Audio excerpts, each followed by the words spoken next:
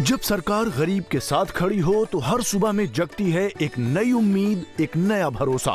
हमने गरीबों के उत्थान के लिए न केवल योजनाएं चलाई बल्कि यह भी सुनिश्चित किया है कि वे धरातल पर उतरें। अब गरीब परिवारों को अपनी बेटियों की शादी की चिंता नहीं करनी पड़ती है। उन्हें मुख्यमंत्री विवाह सगन योजना के तहत 71,000 रुपए तक सुगन राशि दी जा रही है। गरीब महिलाओं को रसोई के धुएं और महंगाई से राहत देने के लिए हम हर महीने केवल 500 रुपए में गैस सिलेंडर दे रहे हैं।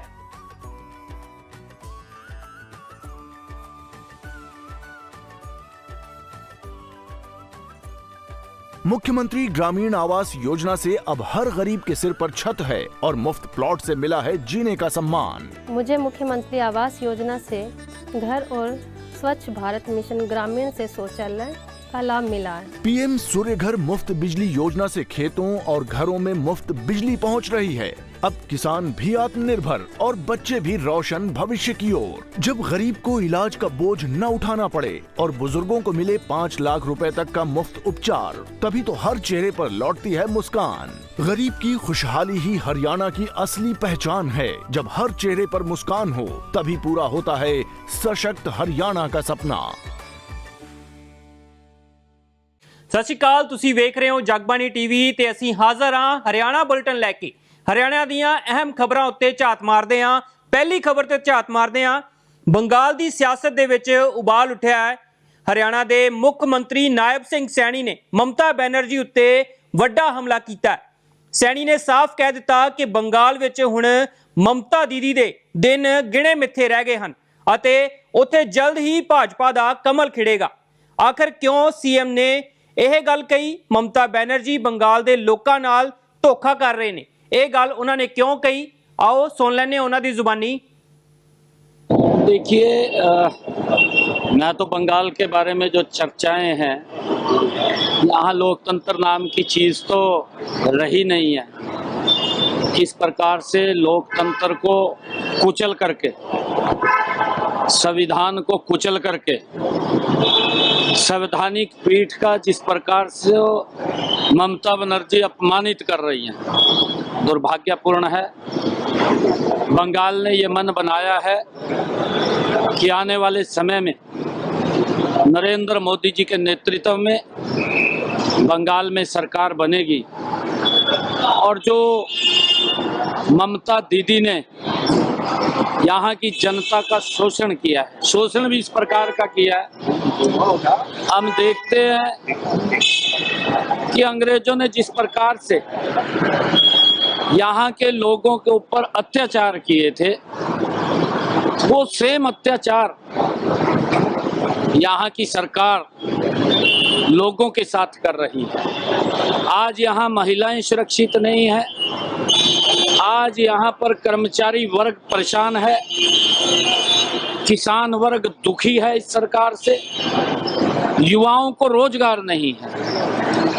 ये इस प्रकार की सरकार, आज बंगाल के लोग नरेंद्र मोदी जी के नेतृत्व में परिवर्तन यहाँ चाहते हैं ताकि हमारा बंगाल, जिसने बड़े प्रतिभावान व्यक्तित्व दिए हैं, जिन्होंने इस देश की आजादी में यहाँ के लोगों ने एक महत्वपूर्ण भूमिका वो अदा की है, उस बंगाल की स्थिति ये ममता ने क्या की है, ये पूरा का पूरा देश जान रहा है। क्योंकि जहाँ से बंगाल से आजादी की लड़ाई में यहाँ के युवाओं ने अपनी कुर्बानियां दी, वंदे मातरम जैसा गीत इस बंगाल की पवित्र धरा ने दिया है, उस बंगाल की क्या हालात की है। पहले तो कम्युनिस्ट के लोगों ने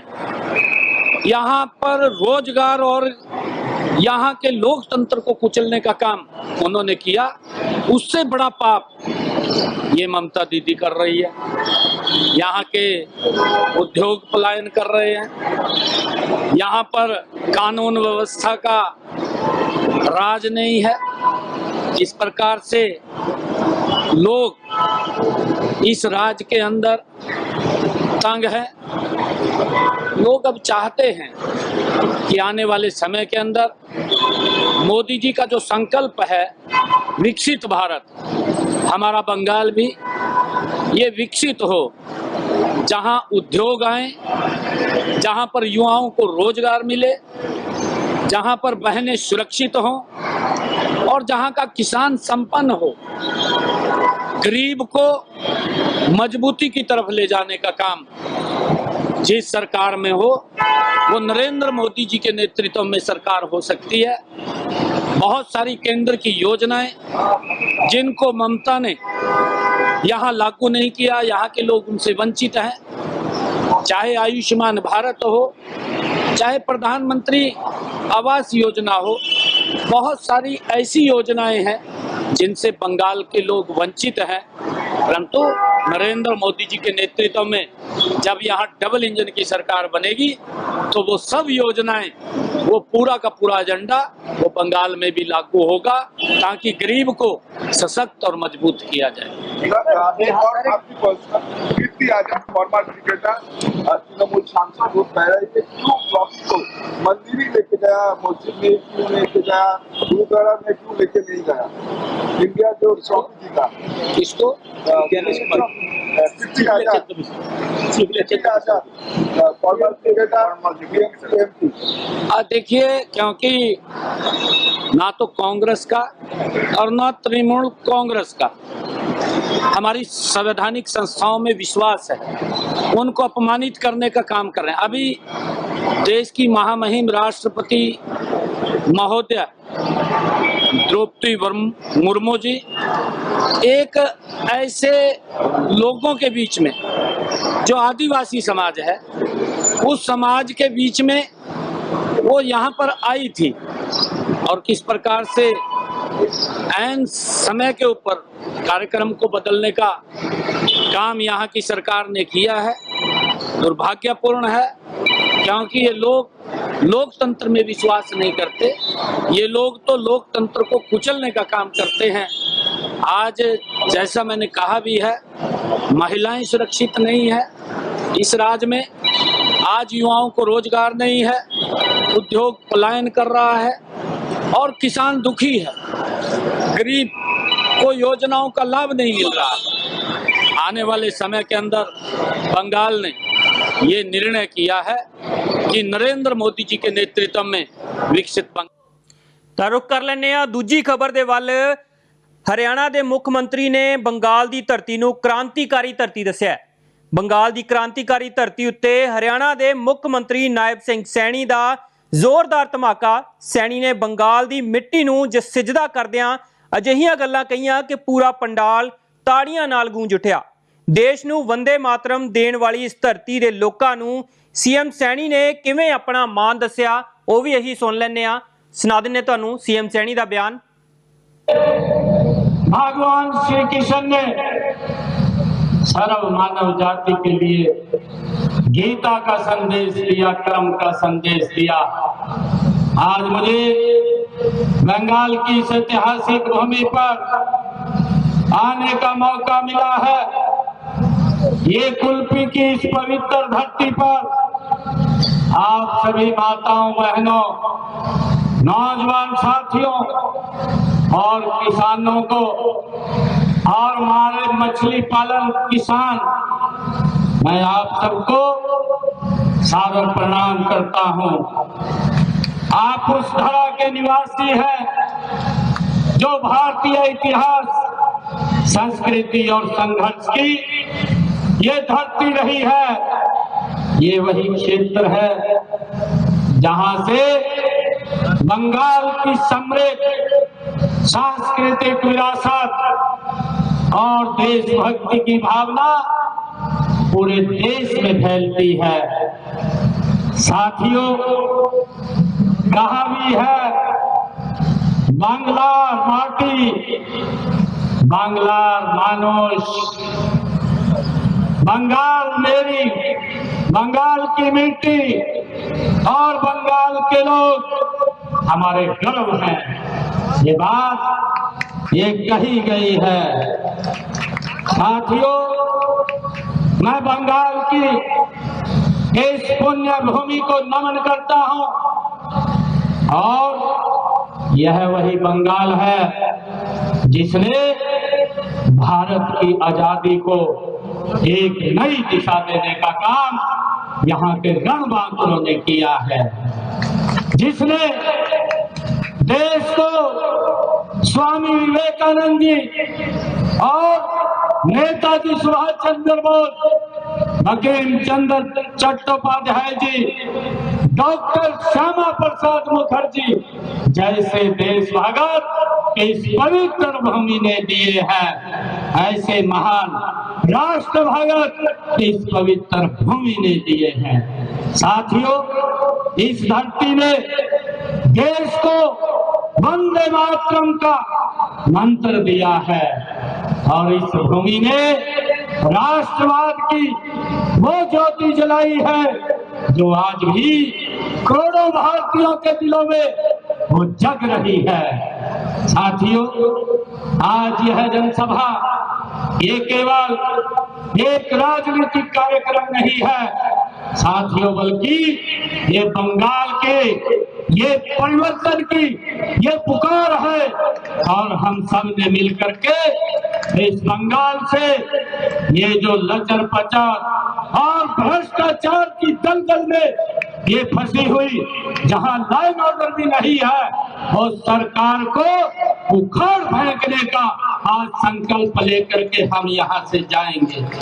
साथियों, यह उस आवाज का ये प्रतीक है जो पिछले कई वर्षों से दबाई जा रही है।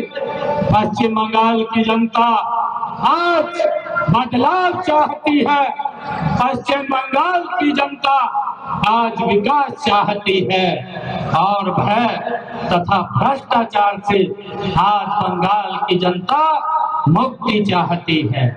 साथियों, आपका उत्साह, आपका स्नेह और इस जनसभा में इतनी भारी संख्या में आप लोग यहाँ ऊपर ਤਾਂ ਰੁਕ ਕਰ ਲੈਂਦੇ ਆ ਤੀਜੀ ਖਬਰ ਦੇ ਵੱਲ। ਬੰਗਾਲ ਦੀ ਧਰਤੀ ਤੋਂ ਹਰਿਆਣਾ ਦੇ ਮੁੱਖ ਮੰਤਰੀ ਨਾਇਬ ਸਿੰਘ ਸੈਣੀ ਦਾ ਸਿੱਧਾ ਵਾਰ। ਸੈਣੀ ਨੇ ਮਮਤਾ ਸਰਕਾਰ ਦੀਆਂ ਜੜ੍ਹਾਂ ਹਿਲਾਉਂਦਿਆਂ ਅਜਿਹੇ ਸਵਾਲ ਖੜੇ ਕੀਤੇ ਨੇ ਜਿਨ੍ਹਾਂ ਦਾ ਜਵਾਬ ਦੇਣਾ ਹੁਣ ਮੁਸ਼ਕਲ ਹੋਵੇਗਾ। ਸੀਐਮ ਸੈਣੀ ਨੇ ਕਿਹਾ ਕਿ ਜਿਸ ਬੰਗਾਲ ਦੇ ਲੋਕ ਆਪਣੀ ਮਿਹਨਤ ਦੇ ਨਾਲ ਦੇਸ਼ ਦਾ ਨਾਂ ਰੌਸ਼ਨ ਕਰਦੇ ਹਨ, ਉੱਥੋਂ ਦੀ ਸਰਕਾਰ ਉਹਨਾਂ ਨਾਲ ਸਿਰਫ ਧੋਖਾ ਅਤੇ ਭ੍ਰਿਸ਼ਟਾਚਾਰ ਕਰ ਰਹੀ ਹੈ। ਕੀ ਕਹਿਣਾ ਸੀ ਸੀਐਮ सैनी साहब ਦਾ, आओ सुन लेने एक बार। किसान परिवार से हो या छोटे, सब अपनी मेहनत से आप लोग जीवन यापन करते हैं, लेकिन दुर्भाग्य यह है कि आपको वो सुविधाएं और वो अवसर नहीं मिले हैं जिनके आप हकदार हैं। साथियों, उससे इस सरकार ने वंचित रखा है। आज भी आप हर साल जहां इस क्षेत्र के अंदर चक्रवात और प्राकृतिक आपदाओं को निरंतर आप झेलते हैं, इन आपदाओं के बाद राहत और पुनर्वास के नाम पर जो ये सरकार, ये ममता की सरकार जो भ्रष्टाचार करती है, वह किसी से छिपा हुआ नहीं है। साथियों, जिन गरीब लोगों के घर टूट गए, जिनकी नावें इस चक्रवात में बह गई, जिनकी खेती बर्बाद हो गई, उनके हिस्से का पैसा भी इस ममता सरकार ने भ्रष्टाचार की भेंट चढ़ा दिया। साथियों, दिल रोता है कि यह गरीबों के साथ कितना बड़ा अन्याय ये ममता की सरकार कर रही है। साथियों, आज यहाँ के किसान अपनी उपज का उचित मूल्य पाने के लिए संघर्ष करते हैं। मछुआरे भाइयों को आधुनिक सुविधाएं और बाजार नहीं मिल पा रहे हैं। युवा बेरोजगारी से परेशान है और उन्हें रोजी रोटी के लिए हमारे भाई बोल रहे थे कि बाहर ना जाना पड़े, उनको यहीं पर रह करके रोजगार मिले ताकि वो अपने माता पिता के साथ यहीं पर रह करके वो अच्छा जीवन व्यतीत कर सके। अब ये स्थिति हमें मिल करके बदलनी है, ये संकल्प हम सब ने लेना है। भाइयों बहनों, आज बंगाल की हवाओं में एक छटपटाहट है, और वो जिस बंगाल ने कभी पूरे देश को दिशा दिखाई और जिस बंगाल ने वंदे मातरम का उद्घोष किया, आज वही बंगाल भ्रष्टाचार, तुष्टीकरण और हिंसा की बेड़ियों में आज जकड़ा हुआ महसूस कर रहा है। साथियों, मैं ये कहना चाह रहा हूं कि मेरे भाई बहन, क्या आपने यह दिन देखने के लिए बलिदान दिए थे?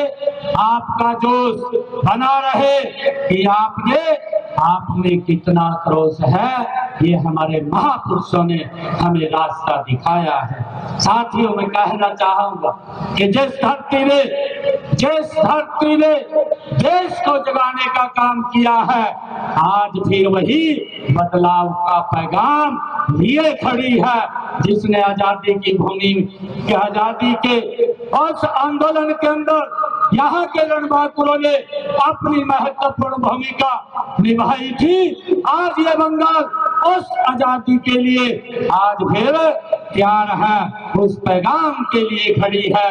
अब अन्याय की हर दीवार हम सब ने मिलकर के गिरानी है, क्योंकि जनता की ताकत हर तूफान से बड़ी है। साथियों, हमने मिलकर के इस भ्रष्टाचारी सरकार को बदलना है। साथियों, यहाँ की सरकार ने केवल, हम सब देखते हैं, नाम बदले हैं, काम नहीं किया है। नाम तो बदले हैं परंतु काम नहीं किया है। पहले वामपंथियों ने बंगाल के उद्योगों को उजाड़ने का काम किया, और अब ममता सरकार उन उद्योगों को पलायन करने के ऊपर वो मजबूर।